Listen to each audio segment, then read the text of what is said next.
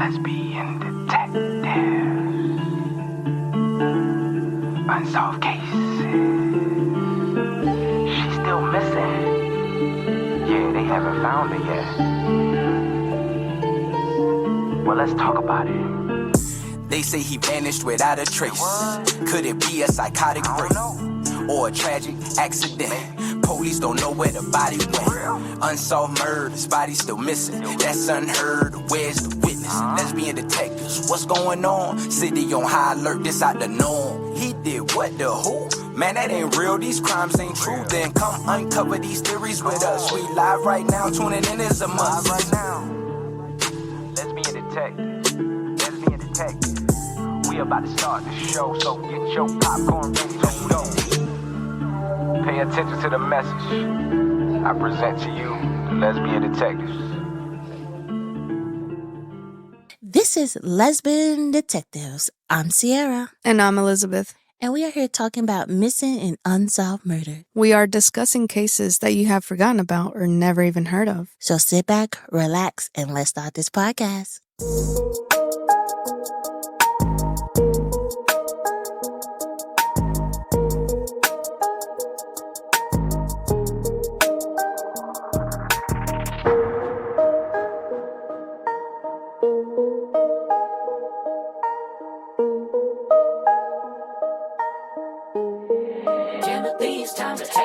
So this case right here was actually suggested in our comments, and I have never heard this case before.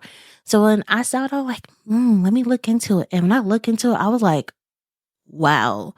And we have to do this case right here. So thank you for the person who suggested this case. Yes, thank you so much. Today's case is about a young girl that had a medical issue, but she didn't let that stop her. She was the happiest little girl ever. She went missing outside of her home on September the 4th, 1998. It has been over 25 years since she went missing. And this is the case of Kemmia Shy Pate. Okay. So during the story, I'm going to call her Shy because that was her nickname. And I think it's the cutest little nickname ever. I love the nickname Shy. It reminds me of Shy Guy from Mario. Yeah, I don't know who that is. It's the little red one with the white mask. So we both know I don't play Mario. Guys, I really don't. Sorry. Shy was born on October the 29th, 1989. From her early on, she was described as a playful, independent, outgoing, sweet, and happy child.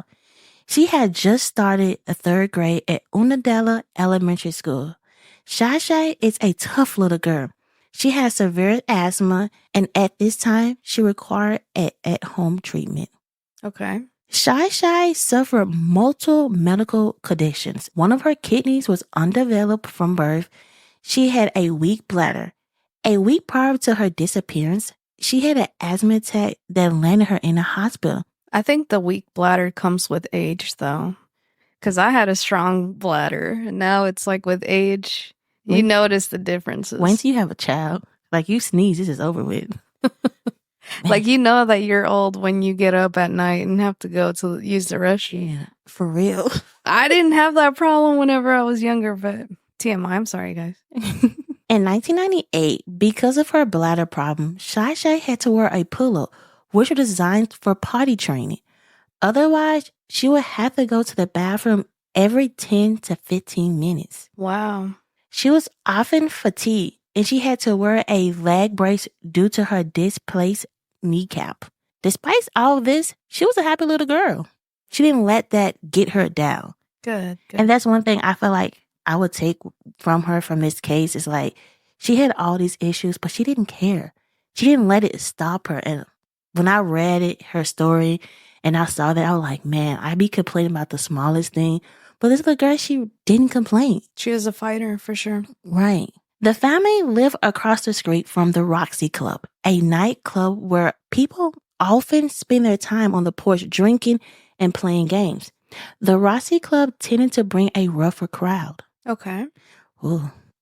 The last week of August in 1998, Shy, she suffered an asthma attack that ended her up in the hospital. However, by Friday, September the 4th, she was back as her usual playful self. Shasha spent the late afternoon and early evenings playing outside. She was wearing a neon green Braves jersey where the word Braves is written in red letters, black or blue jeans, and white K-Swiss tennis shoes. That evening, she was planning to go to the high school football game in a neighborhood town. Her older sister, 17-year-old, was on the drill team and needed to be there. Shasha's older sister also needed to put gas in her car before heading out. She decided to go fill up her car and then she would swing back and get her little sister. Okay. When she was getting in the car, she saw Shasha sitting on the family front porch. The sisters waved at each other. Years later, her sister will recall, quote, "I was just going to get gas and come back and get her. I wish I had stopped." End quote. When her sister returned a few minutes later, Shasha was gone. That was the last time Shasha was ever seen, but other reports say that people saw her later on. So it's kind of wishy-washy when the last person saw her. Okay. It seemed like she was last seen around 7:30, although a few newspapers say that she was seen by a neighbor around 8:20 p.m. So sometime between 7:30 and 8:20, that was the last time that anyone has ever seen Shasha. By all accounts, Shasha was last seen at her home, just a few yards away. When Shasha's older sister came back and saw that Shasha was gone, she didn't panic at all. It was a small town, and she just assumed that Shasha would got to ride with another friend. I mean, yeah, I wouldn't really be worried if she was at her home. Mm-hmm. If she would have left her at a public place, yes, but I would have assumed, oh, she went inside. Her sister said it was a small town, so like everybody knew everybody. So it wasn't not normal for her sister to catch a ride with somebody. So that's why she didn't like freak out. She's like, oh, she caught a ride with somebody. I just see her like later. Have you been to the country? I'm from the country. Where everybody waves at each other? Yeah, like when I was like younger, yeah, we did that. But now it's not the same. Like it's more houses like where like. Not like the country. Yes, I was country. I used to go to school with kids, used to go hunting in the morning time and come to school the same day. Mm. Like they tell you like, oh, I killed a buck today. I'm like, what's a buck? Like they used to come up there like camouflage. I used to think it was like $1 bill. Shoot. Right. I'd be like, I kill those all the time. Right. I wish I did it. Kids are expensive. Mm-hmm. As her sister arrived to the game and no one had seen Shasha, panic started to sit in. Her sister would tell us years later, quote, "I got home from the game when I didn't see Shasha. I asked my mom, where was she at? And she said she wasn't home." End quote. The family began searching for Shasha, still assuming that she just skipped the game and was with a friend. But as more and more people haven't seen her in hours, the panic really started to reach its threshold. Around 10 o'clock, when the family still haven't heard from her, they went right to the police station. But you know what the police told them? I feel like you already know. I already know. Oh, give it some time. She probably is going to come back in a few hours. It's not a big deal. She's partying. I mean, she was like in 3rd grade. What party she really going to? Girl, I don't know, but... But you know what the family did? They kept looking for her. No, they were like, no, you're going to file this report. Oh, okay. That was on there, but like, no, we don't believe none of that. Let's file this. And they actually did. The police really did. Good. Once the police start taking this seriously, a massive search is launched, starting at the family home and spanning outwards towards the neighborhood. But the police was already hours behind Shasha and her abductor. Police first zero in on the Rossi Club during the canvass. So we all know the Rossi Club was like the big hangout. Okay. They assumed that one of the patron who was roughly set out at the porch would have seen little Shasha in her neon green shirt. No one had seen or heard anything. Okay. Police are able to rule out her father very quickly because he was serving time. Oh, wow. That's a good alibi. Right. The best one to have. Like I wasn't, you can see I was in my jail cell. Exactly. Her dad, Chris Foster, still tried to help investigate her in any way that he could, answering any questions and giving a lot of information that he had. He quoted, That's my baby. That's my heart. We were like more than fathers and daughters. We were best friends. End quote. Over the next week, police will launch helicopter, deploy ATV, and send out every available officer to search the neighborhood. As they should. Right. Neighbors, they was with the police. They searched too. They even let the police search their homes. Wow. That's a good neighborhood right there. Yeah, exactly. Because nowadays, they not gonna let that happen. And this was all the same day, correct? No, like over the couple of days, over the next week. Oh, okay. They want to do anything they could to bring Shy Shy home.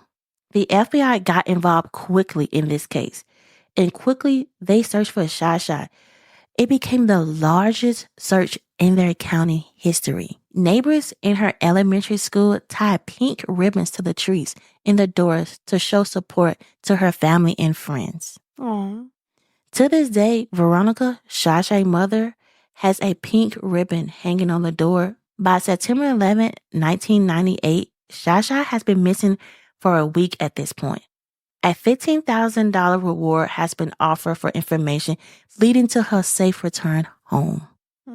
That's so sad. Although the mom tied a pink ribbon to this day, that is sad. Like, she's not losing hope. She's not. And she's still fighting to this day. And like, that's dedication.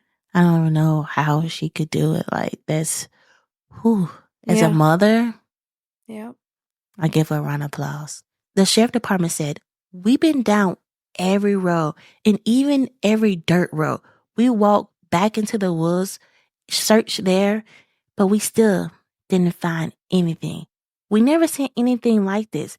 Investigator next moves to bring cadaver dogs in to search, but they didn't find anything either. Later that month, on October 29th, that day should have been filled with celebration because it was Shy Shy's 9th birthday.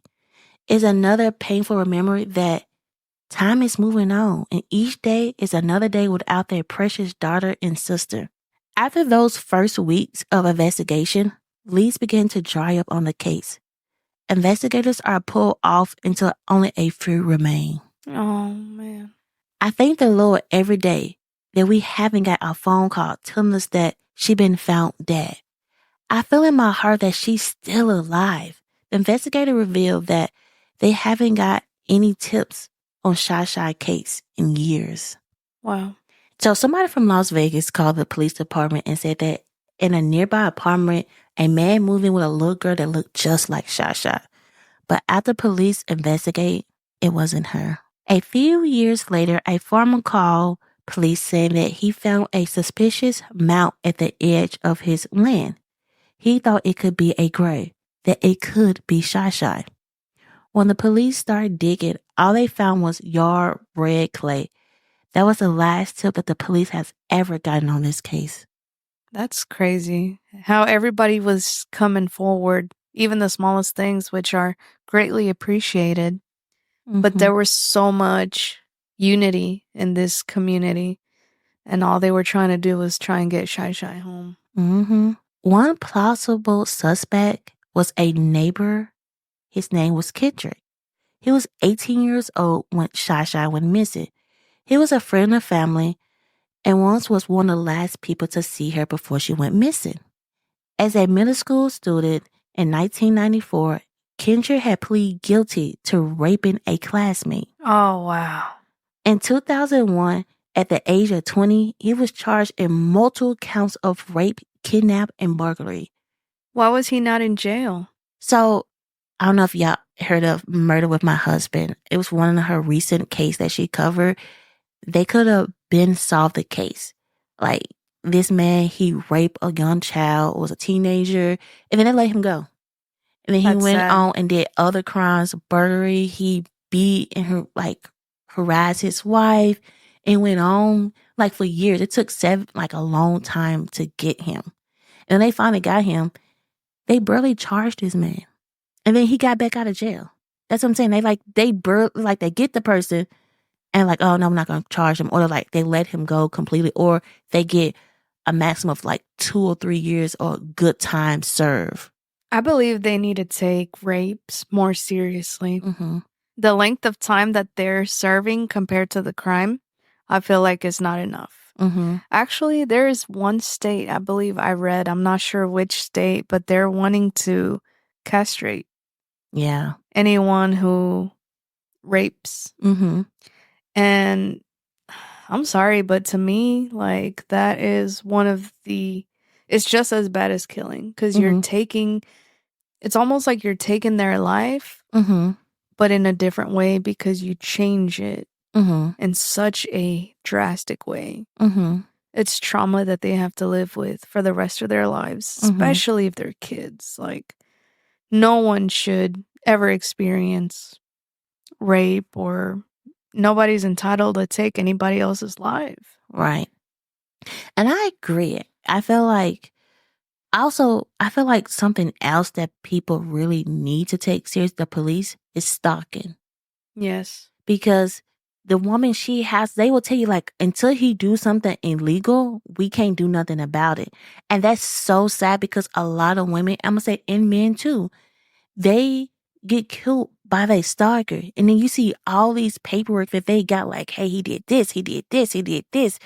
And they don't do nothing, like, well, he haven't did nothing illegal yet. Right. Do you want him to come and kill me? And then you're like, oh, okay, he did something illegal. No, it shouldn't get that far for somebody to lose their life for you to care. Exactly. Stalking has got so bad. It's so many cases I see on TikTok that girls say, like, hey, I went to police department and they said, oh, they have no case. Like, they can't figure out anything. Like, she could say, hey, this is a person's name, address. They're like, oh, well, he hasn't did anything dangerous yet, so we can't really do anything. I mean, I believe people should have the right to say, look, I don't want this person within a certain distance of myself. At the end of the day, I believe that should be a right. And you don't have to, I don't feel like you should go through all the obstacles presented to get that right. But yeah, they should be taken, because the preventative measure is so much more effective than the worst case scenario, which is that person being gone, especially if they leave a family behind, kids. The stalker's not going to be there for them. Also, it's like, when they do have all the paperwork and they take it to court, it's so hard to get a protection order for them. And then the person don't even care. Like, forget it, I still, like, mess it up. I feel like if they go against the protection order, they should go to jail for some years, do some time. Exactly. Because you used to be like, oh, let's give them a warning. Why we keep giving them warning? No, we're past warnings. If we had to go through all these measures, file a restraining order, we're past warning. Way past warning. No, we passed warning when she said, no, leave me alone. Or he said, no, leave me alone. Exactly. We passed that. She already set her boundaries, and we should be able to accept that. And I feel like sometimes people feel entitled, like, oh, she doesn't mean no. Like, it was just one on TikTok. We love TikTok. Don't judge us, guys. And this guy was interviewing a lot of guys, and he said, how many times do a woman have to say no for you to believe her? Wow. And it wasn't, only one guy said one time. All of them said, until I feel like she means it, until like she says it like 5 or 6 times. If she says it one time, that should be the only time she have to say no. That's why that saying came in. No means no. I feel like some guys, when they're hitting on women, they think that the woman likes that, but they don't. We don't. Sorry, we don't. It's kind of like, go away. I'm trying to not be rude, but I'm not interested. And they just like think they're like the biggest player out there, and they got game and they can do anything they set their mind to. Not with everyone, honey. Right. And it's just sad. Like, one thing, as a parent, I'm already teaching my daughter how to defend herself. She's 1, but we're going to put her in classes where she can defend herself. Yes. But it's like, I hate when kids go to school and a little boy pull her hair or something like that. Oh, that mean that he like her. No, that's abuse. Exactly. Don't tell my daughter that. You're teaching your son that if he put his hands on a girl, that means he likes her or he loves her. No, that means you weak. That is not a way a kid should be treated, or anyone should be treated. If you put your hands on somebody, you're disrespecting them. Right. Because the podcast, A Simple True Crime, she deal with a lot of DV cases. And I have listened. I'm like, Jesus, if they just listened to these women, they wouldn't be where they at. One lady she covered, we don't even know where she's at. We know that ex-husband did it, but we don't even know where he's at. Like, we don't have no body. We have, like they always say, no body, no crime. It's hard to convince somebody that this person is murdered or just missing with no body. But you see this person getting abused a lot, you can see it. Communication is key, honestly. And I feel like a lot of relationships don't work out or things get escalated is because of misunderstanding. Right. And it all starts with one simple thing, communication. If you hear somebody say no, no means no. Mm-hmm. Move on. Right. Speak.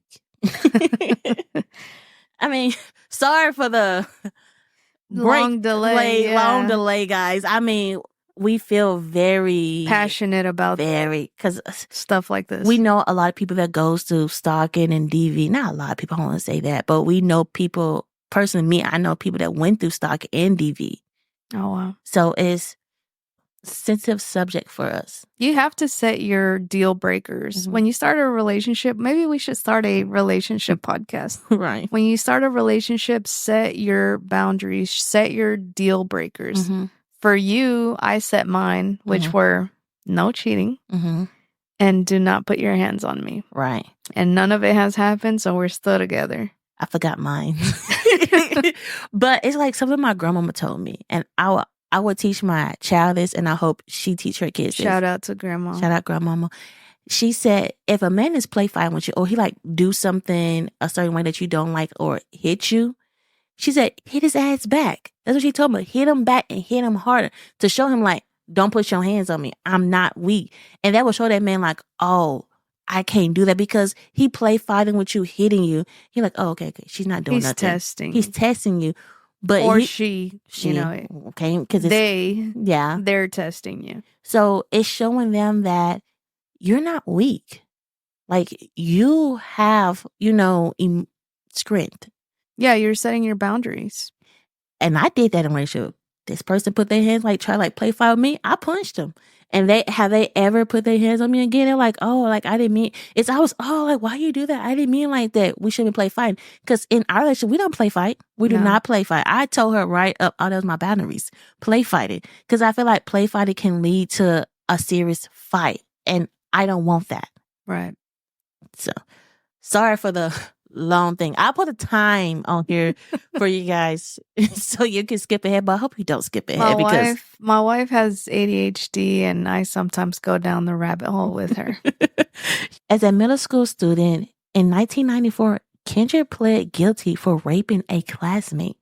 In 2001, at the age of 20, he was charged with multiple counts of rape, kidnapping, burglary, aggressive assault, aggressive sodomy, and aggressive robbery in connection with 5 separate attacks on girls between the ages of 11 and 18. Wow, he fits the description. That was going to be my next question. Were they minors?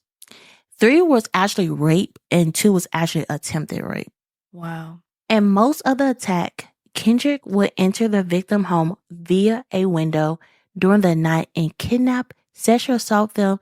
Kendrick pled guilty to 18 count. In 2002, he was sentenced to 3 consecutive terms of life in prison. It is not clear whether he was a suspect in Shy disappearance, but her mother does not believe that he was involved. Wait.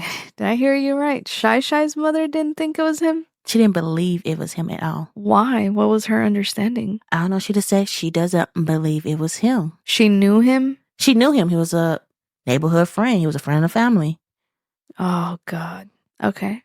Shy is described as an outgoing child who loved skating in new clothes. In 1999, she was involved with her family in church. After her disappearance, her mom moved away into a new area in Georgia. Her case still remains unsolved. When recording this has been over 25 years since Shy adoption. And the National Center of Missing Exploited Children have released a age progression photo of Kemmia, what she would look like at the age of 34. And this is the case of Kemmia Shy Pate. And let's get into some theories. Let's get into some theories.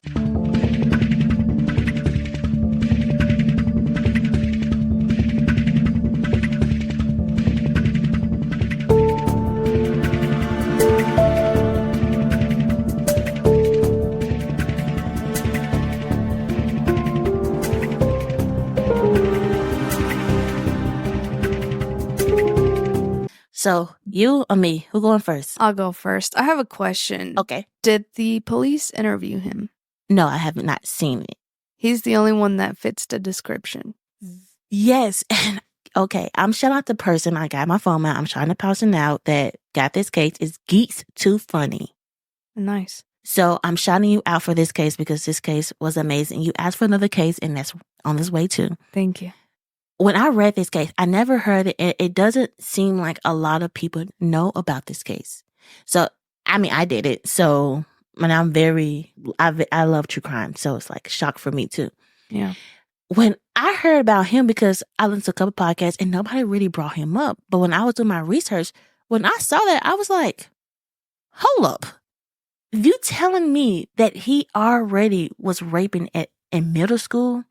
And when he was 18 years old, he knew Shy. That was a psychopath in the making. Right. And he was, just think about it, he was middle school raping a little girl.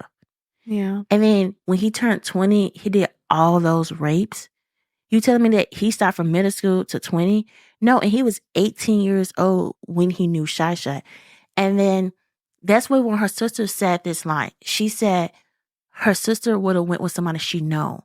So what if like she's waiting on her sister? He would like roll up like, hey, come on. And she like, no, like I'm waiting on my sister. He like, no, come on, let's go. And she would have went because she knows him. Right. Before you mentioned him, I was going to say it was such a small town. Everybody knew everybody. And I was going to say she was going to go with somebody that she knew, she trusted. And the thing about it is, if the mom still has that perception of him that he's safe, then Shy with more reason would have been like, oh, okay. If I hear, I don't play about this. I'm sorry. I'm so, like, something that really just brings me to the edge is when people assault children, especially. Sexually assault, murder them, like whatever. Like it really just breaks my heart. Right. It's something that I feel like nobody should play with or nobody should mess with. Right. But if I hear that you hurt children in any way intentionally, because I get accidents happen, I'm never looking at you the same way and you are not allowed to be a part of my life anymore. So I just want to know what her reasoning is. I understand. I mean, it's like, I can't wrap my head around it. 5 charges. Right. And those are the ones that he got caught. It could be more. Exactly. And he still didn't learn his lesson. Well, he's in jail now, so he learned his lesson. He got life. Okay, good. Like he's behind bars, but it took how many people, how many victims before they took it serious? Right. It shouldn't have costed anyone else's life after his first one. Because I'm thinking, because I like to see the whole case. With him, it's like, okay, his first victim, she was alive. And it seemed like he never killed his victim. But people say, well, if he hurt Shy, he was the one that took her. Where is she? Is she dead? Like, assume she's dead. If he did it, she's 34 years old now. And I'm thinking about, she had so many medical issues. Yeah. And she had severe asthma that landed her in the hospital. Him, like, being rough for her could have easily made her go into an asthma attack. And he could have easily just like, he probably didn't touch her. We don't even know. He probably just ran away like, oh my God, let me run. And then also I'm like, she had a pull-up on. That's also sick. Like, that's the saddest part, that she had a pull-up? Come on, like, how could you even do that? They don't care. They're focused on one thing. I feel like a trigger warning for all of this. It is a big trigger warning. I think the pull-up is really just besides the point. When you cross the line to say, hey, this part of your, like, I'm going to take this part of your body, like, there is something seriously mentally wrong with you. And I don't apologize for saying that. Because it seemed like, okay, we could say that he probably did take her. I don't know if he had a car around that time. It doesn't say. But he could have easily said, hey, like, let's go. I'll take you there. Because it seemed like that's what the person did. And they kind of remind me of the Alexa Patterson case where we said that someone she knew could have easily kidnapped her. Right. So it seemed that the person lured her away. Somebody she knew, because it seemed like everybody knew her.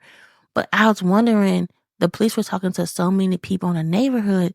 How nobody saw nothing? Exactly. How did they miss him? Right. And where was he during all of this? He was a neighbor, so I don't know what part neighbor he was, but he was like part of the neighborhood. So they had to see, like, whoever lived across from her, because I know where my family's from, like, the older people would sit on the porch and they would watch everything. You always got that one neighbor that knows everything that goes on their block. And for that person not to know anything, right, that's shocking to me. Because you let them search your home and all that. You care that much. So it's like, how y'all didn't see her go missing? She was playing in her front yard. The houses was close together. Someone had to see something. Because she didn't scream. That's one thing. She didn't scream. She was like willing to go with them. Yeah, she didn't fight back. So, yeah, I mean, she knew her abductor. Hearing him, you can't tell me otherwise it wasn't him. Because he started in middle school. Middle school? Yeah. And he probably thought Shy was an easy target. I mean, hands down, he fits the profile unless they had somebody else. But I don't know. And then, too, like, I feel like the technology nowadays is a little bit better in figuring out cases. I know you mentioned that a farmer had amount of wreck. Like, he thought it was somebody dead in his yard. Yeah. And I know that old trick where they say, oh, when you bury a body, you put like a dead animal. Because a dog wouldn't smell. Yeah. So, like, I don't know if, that practice was already being used and they didn't know. Well, when they dug it up, it wasn't nothing. It was just like some red clay. It was like yard work in there. But to me, if it is Kendrick and how old he was at 18, I feel like her body could be found if they go to somewhere he's familiar with. Because they did look around everywhere, but I'm like, somewhere that he would take her, like somewhere, like it's a spot that he would just hang out with. Because the middle school case, I don't know, they don't really look into his cases because it's really hard. But I wonder, like, where did he, hurt that other little girl at? Yeah. And the thing about it, too, is it was in the country, right? So they probably had farm animals. Right. I don't know if you know, but pigs will eat anything. Anything. That's why I don't eat pork. Well, yeah. I should probably get off of it, too. It's just so delicious. The bacon. It's just the bacon. But they will eat anything. If you throw something in there, it's going to be gone. So, I mean, this one case that kind of, I feel like it's a lot of cases that, like, I'm working on and seeing about that breaks my heart. But I don't know, because this one, it hits me a little bit. Yeah. Because all the medical issues she went through is for somebody just to easily take her. And she was the most beautiful little girl ever. Like, I saw her like, oh my God, my ovaries. I'm like, no more kids. But it's sad that this case is not very popular, and also that it's not a lot of information out there on it. It's like, I had to really look for her case. And I'm like, that's sad to say, because I have seen other cases that like, bam, information. But with hers, it wasn't.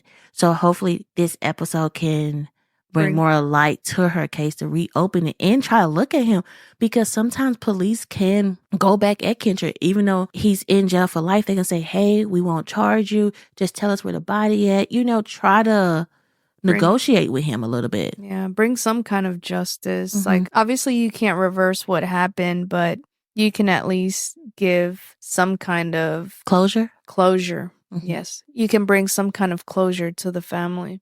But you could say it was a different person. I personally feel like it is someone that she knows, because everybody was close. So it's like she knew everybody. So it wasn't hard for her just to go away, because her sister said she assumed it was somebody that she knew that took her. And then she was waiting for her sister. So, like, she knew not to go away too far. Right. And I'm sorry, like, I don't want to be mean when I say this about the sister because I feel like she probably blamed herself. But I always wonder why she went and got gas first and then came back and got her sister. Why she didn't get her, because they was at home together. Why she just didn't go to the gas station with her sister and then, go to the game. Yeah. Because I don't like driving. That's a lot already for me. That always make me like question a little bit why her sister didn't let her go with her to the gas station and then just drive to the game. Unless she's a suspect. Mm-hmm. I don't see it. I don't see it either. Like, we're not calling her a suspect, but or she could be meeting her little boyfriend. She didn't want her sister around. All right. That's I mean, because like Sandra didn't want you around when she was meeting her boyfriend. But go. I regret going to some of those meets. Like I can still hear the making out session in my ears. It's disgusting. So probably that's why she probably didn't take her little sister. She like, I'm gonna go. That's why she probably did. Like, she probably like, oh, I'm gonna be my boyfriend right quick. Mm-hmm. So this case is just, I feel like because we don't have information, because a lot of podcasts are like, hey, you just can't look at one suspect or like a suspect that everybody believe it is. And I feel like we really don't do that. Yeah. But it's hard when you don't have a lot of information. Like if it was already a murder case or like we already know what happened to the person, it's easier that way. We can like, oh, okay, we kind of can see it. But this one, it's like, it's a mystery. We don't know what happened. We just have to guess what happened. Yeah. And that's why we're the Lesbian Detectives, because we're detectives without the badge. Yeah. I just want to know why he didn't get interviewed. Right. Why didn't they question him? Because I would have questioned him. He fit the description. And even when they was looking for him, they looking around why he wasn't like a suspect. Because if I am a detective and I see this young boy was in jail for raping as a middle schooler, and he lives right by her, I'm going to look at him. And then when he was breaking in homes and raping younger women, the ages was 11 to 18. Yeah, he fits the description. And it's like, then he kidnapped them. So that could be how he did Shy Shy. I mean, she wasn't that age. She was in third grade. So she was not close, because third grade is like, what, 9? Well, she was turning 9. How many years after or time after Shy Shy disappeared did he get arrested? He was 18 when she went missing, and he was 20 when he got caught with other little girls. So 2 years. Yeah. But he got caught at 20. So he could have been doing that from 18 to 20. Or since he was in middle school. Right. And he just didn't get caught. Because one thing, Law and Order, that I always say, look at the person first victim. Because that's the case that would make the biggest mistake on. Because each time they're learning how to get better at it. They're perfecting their art. Right. So I feel like if they look at that first case that he was in, they will solve everything. Yeah. And then whenever they charged him, I wonder if they asked him if there was more victims and kind of what happened with that. You know what? I don't know. Because when I tell you, when I was looking at this case, I never heard about. But I didn't even think of him until like I read like an article about it. I would put it in the description. That's when you see about him. I'm like, whoa, where did he come from? Yeah. Because a lot of people don't even mention him. But like I mentioned him because he was part of our neighborhood. He was close by. The mama said, I feel like people didn't mention him because the mama said she didn't believe it was him. But I'm like, Mama, Veronica. Yeah. Let me talk to you. Exactly. Everybody's a suspect. Yeah. Everybody a suspect. Because I feel like everybody's suspect because we really don't know who people are. Yep. You don't know who people are. I be scared with not scared, like I don't let certain people watch my child because I don't know them. Exactly. You have to protect your child like it ain't nothing else. And we don't know how people are behind closed doors. They can be smiling and happy, but then close behind the door, that could be the devil. We don't know. Yeah, there was another TikTok video that I saw. Shout out TikTok. And it was this lady, she worked at a correctional facility. And her superior didn't really like her. It was a men's jail. Her superior didn't really like her dealing with a lot of the tough stuff, right, with the guys. So he would kind of give her more like lighter stuff. Should be a trigger warning on this part? It's a trigger warning. Okay. So she had to do a lot of office work, but sometimes, she had to fill in. Like she had to be a CO. And he sent her with all the rapists, child molesters, all of that. She says she went in there thinking like, whoa, like, why would he send me over here? Like, these are, really bad guys. I mean, to me, that's one of the worst things that you could possibly do. And she said that they were all so nice. Wow. She said that they would volunteer, like, oh, can I get this for you? Hey, can I do this? She's like, almost didn't want to believe it. Like, how could they, like, what did they do? She's like, I knew what they did, but I had to see it on paper. She's like, you're not supposed to do that, but I just had to know. She's like, I read the whole file and I was just like, how? A lot of these people that commit these crimes will put on a different face. But yeah, I mean, you never know. That's why you should never trust anybody. You never know. You never know who they are, really. Child molesters are very charismatic because they have to. Some have to get the charm. They have to charm the parent. Yep. To get the parent close to them. Yep. And then they have to charm the kid. Because when a kid see like their parent, like, oh, the parent's like cool with them and safe around them, the kid will let that go. Some kids will. Some kids will like, nah, I still don't trust you. But they also say that kids are the most like, you should watch how a kid is around somebody because the kid will really tell you who they are. And then what's so sickening is like they even have like the guidebook or something like that. And they say that they go after broken families, one parent households or kids that don't have self-esteem. And it's just like, love your child, show them, that this world is not all cookies and rainbows. Yeah. And to always be vigilant. Don't trust anybody. Always ask questions. If they feel a certain type of way, like go with their gut instincts, speak up, let somebody know. You're there to protect them. And also have a code word with your kid. My mama had a code word with me. When, say, my grandma was picking me up from school, if my grandmama didn't say the code word, even though I knew this was my grandmama, I'm like, this is my grandmama. But my grandma didn't say the code word was like, say purple. I'm like, grandma, what's the code word? And she didn't say, like, because mama always kind of switch it around a little bit, depends on who picked me up. Because she would say, hey, this is the code word. And if they didn't say the code word was purple, I'm like, no, like, my mama don't know I'm going with you. Like, I knew as a kid, like, I'm like, hey, what's the code word? If they didn't give me that code word, I wasn't going with them. And it never happened. Everybody always in the code word. Because I was watching true crime with my grandma at the age of 5. So I was I was that kid like, dun, dun, dun, dun, dun. I was nervous as a kid. I would like freak out. Like if we was going to the park, I'm looking like left and right, like, okay. Like I tell you, like, hey, check your surroundings. Because I watched true crime. So we actually have a shout out. The podcast is called Murder and Cocktail. And I feel like that is the perfect name because I love a good true crime and I also love a good cocktail. So yeah, especially when, it gets you going. You're feeling good. Have you ever even heard of like high stories? Like, I don't know, it just opens up your mind. Yeah. Somewhat. Murder and Cocktail is a true crime podcast that combines chilling crime stories with expertly mixed drinks. In each episode, the hosts delve into a specific case ranging from notorious serial killers to lesser-known mysteries. They offered a detailed exploration of the events, motives, and aftermath, while mixing a themed cocktail that ties into the episode. The hosts take a conversational yet insightful approach, discussing the facts in an engaging, sometimes darkly humorous, and always intriguing manner. Whether you're a true crime enthusiast or just enjoy a good story with a drink in hand, this podcast offers a unique and entertaining experience.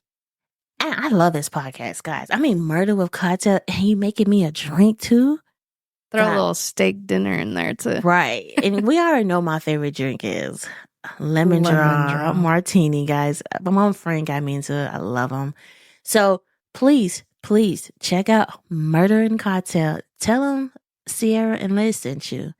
We are on all major podcast platform. Give us a like, a 5-star, comment, review. Send us your case suggestions. And also, tell us your theories on the case. We would love to hear it. But also, we would love to hear all your comments about how we did and stuff like that. But please, Don't be too mean. I'm very, very sensitive. Same. But if you do, you can go check our email and send it there. I'll probably read it and I'll probably cry. Be nice. All right. And this is Lesbian Detectives. I'm Elizabeth. I'm Sierra, and we are signing out. Lesbian Detectives. Unsolved cases. She's still missing. Yeah, they haven't found her yet. Well, let's talk about it. They say he vanished without a trace. Could it be a psychotic break or a tragic accident? Police don't know where the body went. Unsolved murders, body still missing. That's unheard. Where's the witness? Lesbian detectives, what's going on? City on high alert, this out the norm. He did what, the who? Man, that ain't real, these crimes ain't true. Then come uncover these theories with us. We live right now, tuning in is a must. Right now. Lesbian Detectives. Lesbian Detectives. We about to start the show, so get your popcorn ready to go. Pay attention to the message I present to you, the Lesbian Detectives.